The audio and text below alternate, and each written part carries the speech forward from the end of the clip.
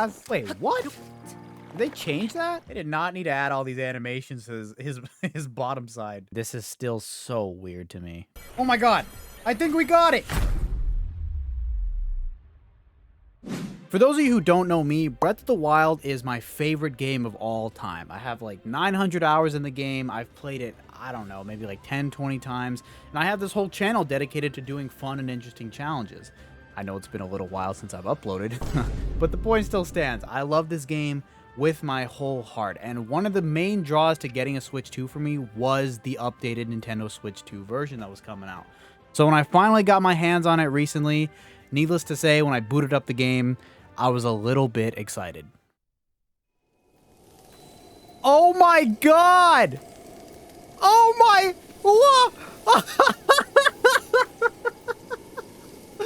Look how smooth it is! Oh my goodness! After this initial freakout, my first instinct was to just test.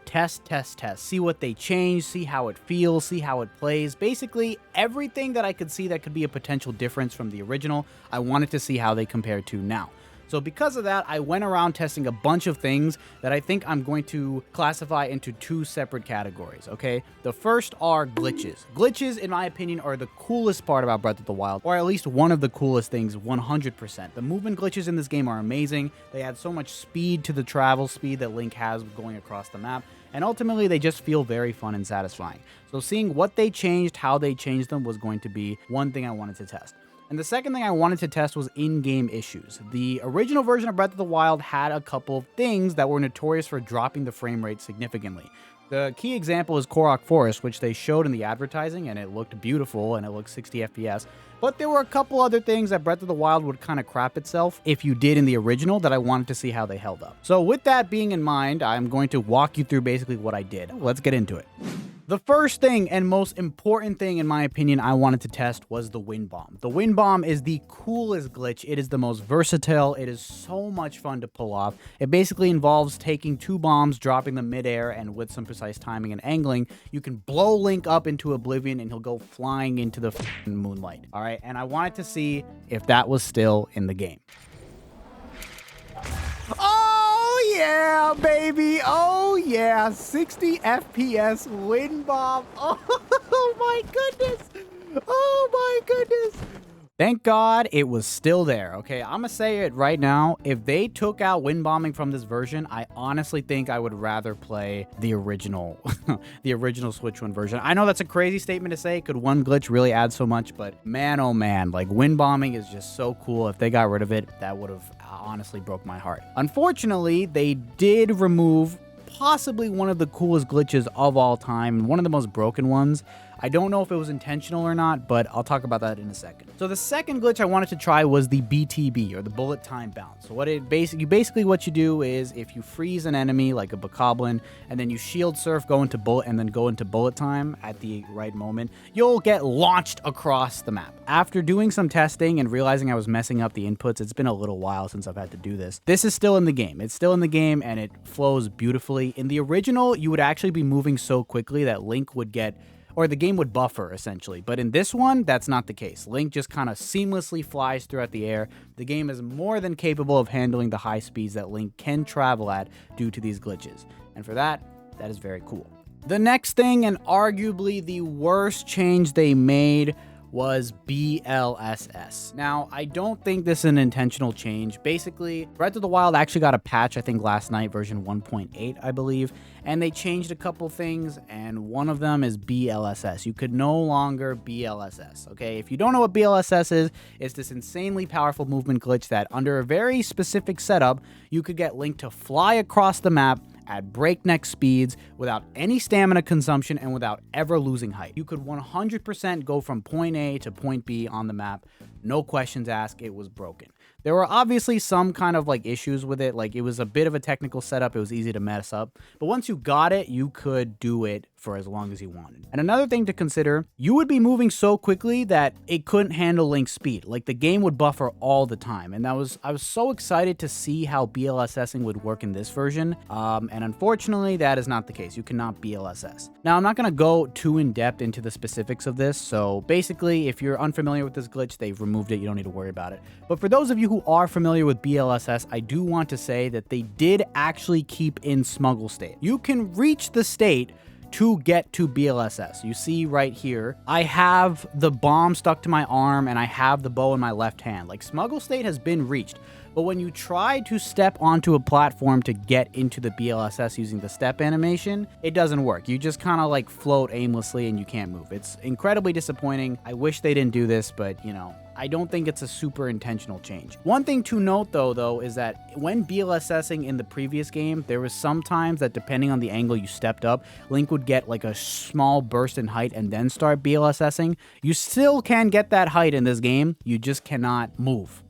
Which is honestly pretty lame. Like, if I had a ladder to the greatest fruit in the world, and then you took that ladder away from me, like, I would rather you take the whole ladder than half the ladder, okay? Like, because half the ladder, I'ma still be here thinking I can at least reach the fruit, but no. We're cooked. It's over. The fruit's out of our reach, and this is a very tragic change. From here, I wanted to take a break from glitches and try to test some of the game issues. So in the original Breath of the Wild, one thing it was notorious for was frame dropping when there was a lot of fire on the screen, specifically in bullet time. Like, if you went into bullet time with like a multi-shot bow and you just fired a bunch of bomb arrows, the game would absolutely crap itself, okay? And it would be bad. Like, you could count the frames on your screen. So I wanted to test that, and I was very impressed. This is super seamless. Honestly, like, as somebody who's played Breath of the Wild for as long as I have, it was kind of like jarring how seamless it was. It was like, this is working too well and it's too smooth. And there was a part of me that kind of missed like the jank of it, but this works smoothly. It works beautifully. Man, they definitely addressed a bunch of the important issues. Moving on, I wanted to test a couple things with the Master Cycle. So the Master Cycle, for those of you who don't know, is the DLC reward. It's super cool. And riding around in 60 FPS is super nice. It's super smooth. I really liked it. You still have the cool twirl animation when you hold down Y while holding a spear, which is sick. But they did make one very interesting change. So if you remember in the original Breath of the Wild, when you would go into bullet time, the physics of the game would get completely exaggerated, okay? And you could do some very, very funny things with this. And one of them was Cryonis launching. So if you put a Cryonis block underneath an item, as it came up, if you went into bullet time, it would go launching into the stratosphere, okay? And they seem to have nerfed this in this version of the game. Like, I sat here for like a solid 20 minutes trying to get the height that I remember being the previous game, and it's not there. You just can't go as high. Like, I got these little bunny hops, but that was it. Even the raft that I'm going to talk about later, like, yeah, this went high, but I remember going much higher in the original. But why this is related to the Master Cycle is actually the Master Cycle despawns when you try to do this, which did not happen in the first game. I don't know why this is the case, but I think they probably put in something that when they detect the Master Cycle going at too high of a speed or a speed that it's not prepared to, it'll just despawn. Very questionable change, to say the least. I don't know why they would change that, but whatever. To finish off experimentation with the Master Cycle, if those of you who don't remember or didn't try it, because the Master Cycle came at the end of the game, so I understand why you wouldn't have, but the Master Cycle could actually be used in Hyrule Castle in the original. But the thing is, I think there were so many things to load that you couldn't really drive the Master Cycle seamlessly through the castle. Like, the game would constantly buffer. It would constantly take like seconds for all the assets in Hyrule Castle to load. And I guess it makes sense. There are a lot of enemies. There's a lot of malice. There's a lot of shit going on. And it probably just wasn't initially accounting for you to be able to move at a speed like that. But when I tried it out in this version, it worked perfectly. You can go all the way up to the Sanctum and all the way back down, and it didn't buffer once, it didn't freeze once. Once again, I was just impressed with how seamless everything felt. Okay, now I'm going to talk about the dumbest use of my time last night, and the stupidest glitch that I tested that has no practical use at all, but I was just curious. Alright, so as you saw earlier, I launched a raft with Cryonis, and the reason I actually launched this specific raft is that it's used in a certain setup for a glitch to create a spaceship. Now, for some reason, as magnificent and spectacular as Breath of the Wild's code is, there is one piece of code in this game that says, hey, if you put a Guardian on a raft, that means it's a spaceship and it's gonna fly. And as absurd as that sounds, no, I'm not kidding. If you put a guardian and you cut off all its legs and you get it to sit on this raft, the raft will start to have floating like abilities. And it's almost like the guardian acts as an engine for the raft that allows it to fly. And what I was trying to do was activate this spaceship glitch. And this glitch is, you know, in theory, it's very easy. You come to this marshland, you launch the raft above this fence, you take it to this guardian, you cut off its legs, you tip over the guardian, you tip it back onto the raft, boom, space shift. And I don't know if it's because of 60 FPS or they made a change, but they made this process the most painful thing in existence, okay? I don't know if they made Cryonis more slippery or what, but my god, it felt like that. I could not get this guardian to tip on its ass for the life of me. It actually took so long. But that was not the most obnoxious change they made. I personally think they made guardians more aggressive and they buffed their range of vision, okay? I spent maybe like an hour trying to get this guardian onto this raft. I had to reset multiple times. I would say of that hour, I spent 55 of those minutes hearing the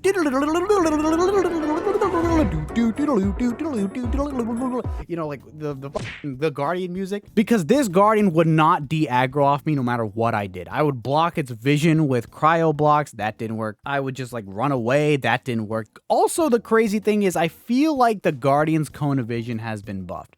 Okay, look at this angle I'm getting hit by. This is like a 10-15 degree angle. Is this not crazy? Like, what am I looking at right now? Like, I couldn't believe this was happening. And like, again, I haven't played the original in a hot minute, but I listen, as somebody who's put like 900 hours in the game, I just don't think this was in the original. There's just no shot. And yeah, this glitch, again, it's not practical. It's not really, there's no use case unless you're just trying to hit the maximum height in the game. But it's cool. It's still there. And from what I remember, I believe this would also make the game buffer a little bit depending on the speed you were elevating. But in this version, no, we made it to the top and it worked fine. This still is in the game and that's really cool. And yeah.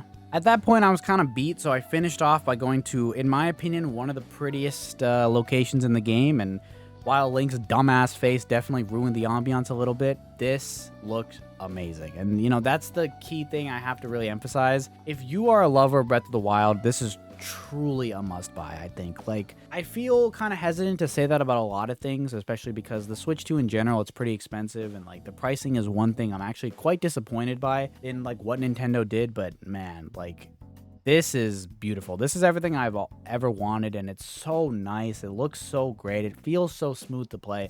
I actually can't wait to play the game again with the 60 FPS. I will say, like, if you're a speedrunner, I don't know how much this is actually going to change things like any percent. Like, with this update patch, you don't get to BLSS anymore. I know that changes the any percent route, but maybe it just reverts it back to the original BTB, where you would BTB off the red bokoblin in the church, so maybe, or in the Temple of Time, so maybe that's what you do. But if you're 100% speedrunner or like a larger category, I feel like just the load times and everything are going to save you a lot of time. And that's another thing, the load times. This loads quickly, okay? You can go from place to be. I have never seen the Z fill up this quickly in my entire life, okay?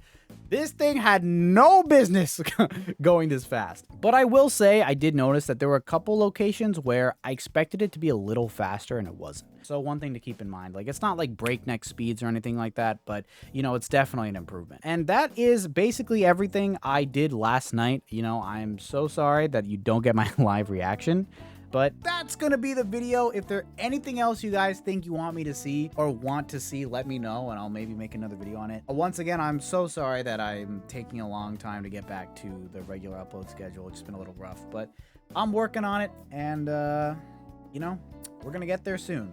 But I appreciate you. Have a good one. Like and subscribe if you enjoyed, and I'll see you on the next one. Bye.